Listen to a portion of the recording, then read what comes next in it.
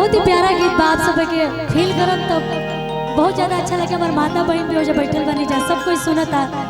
ये बहुत ही पारिवारिक गाना बाटे, बहुत ही प्यारा गाना बा। कि पियावा करियावा रमा और फेंक रोज थरियावा रमा तलहरा लगावेली ननदिया हो गोतिनिया खेलाने। जब से आईने हम ससुरवा दुखवा के तना झेलाने।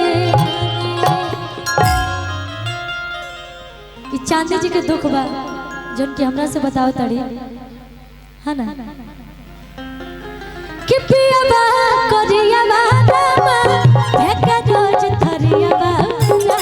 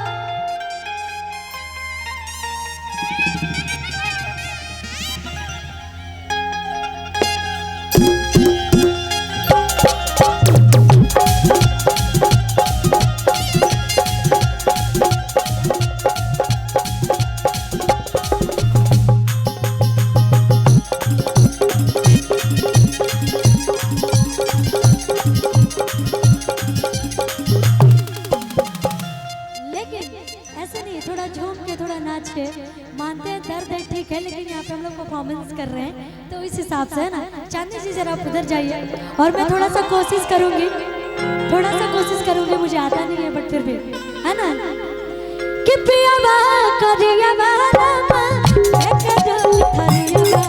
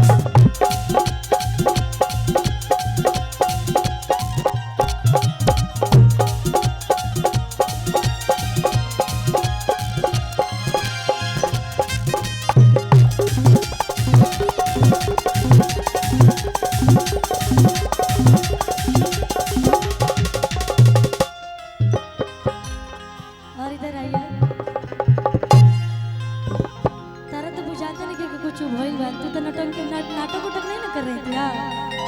देखो भाई ऐसे हंसा तड़ी बुझाता कि इनके दुख बटे। अच्छा दिल में है कोई बात नहीं, दिल की बातें मैं नहीं जान पाऊंगी, जो दिल में है वही जानेगा ना, मुझे कैसे पता। लेकिन वो कैसे कहा तेरी लड़की कि अरे सासू जी तो दिल हमके रोजे रोज ताना, देवरा तो चले जाला कोई के बहाना, कि सासू जी तो दिल हमके रोजे रोज ताना।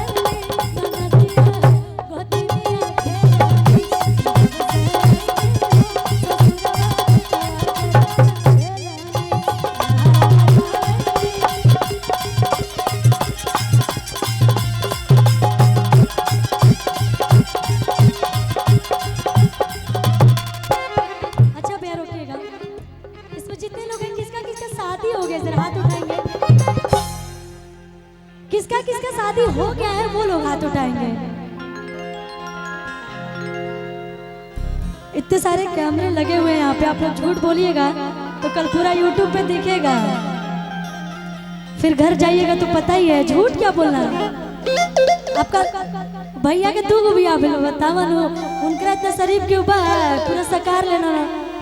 और आप लोग इतने लोग हैं, कोई लोग नहीं बोल रहे हैं, वहाँ हमारी माताएं बहनें भी बैठी हैं, बोलेंगे कितना झूठ बोल रहे हैं। लेकिन अब ये बताइए कितने लोग का शादी नहीं हुआ है, जरा वो लोग हाथ उठाएंगे। अच्छा हम ये बोले हैं कि कितने लोग का शादी नहीं हुआ है, तो हमारे चाचा लोग भी हाथ उठा रहे हैं कि मेरा भी शादी नहीं हुआ है। बताओ भाई ये कोई बात? इधर हमारे रोहित जी हैं तबला पर, वो भी कुंवारे हैं बेचारे अभी। अच्छा हम बोले किसका किसका शादी हो गया तो कोई नहीं हाथ उठाया, लेकिन बोले किसका किसका शादी नहीं होता, हमारे चाचा लोग भी हाथ उठा रहे हैं। फिर से दोबारा शादी करने का मन है लग रहा है। नहीं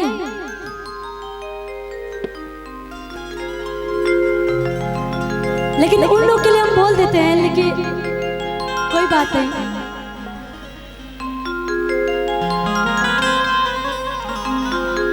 एक गाना मैं गाई थी वो उन लोगों के लिए जिसकी शादी नहीं हुई है अभी।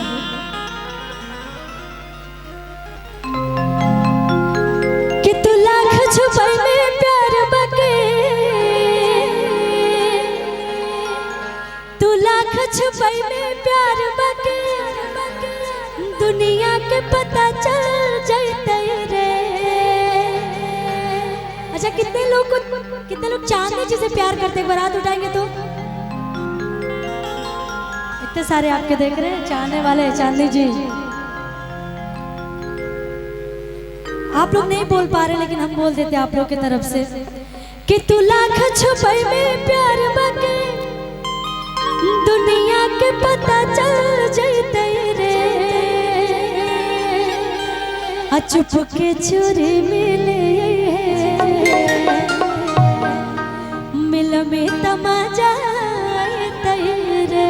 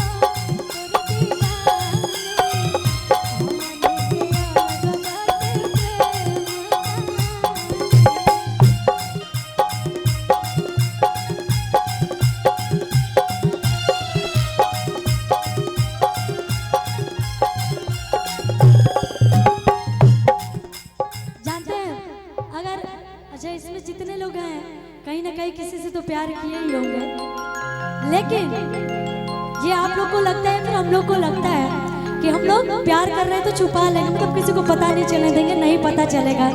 लेकिन ऐसा नहीं होता है, वो सही समय आने पे, सही वक्त आने पे पता चल ही जाता है ना। वही इसका लाइन है, तू लाख छुपाई में प्यार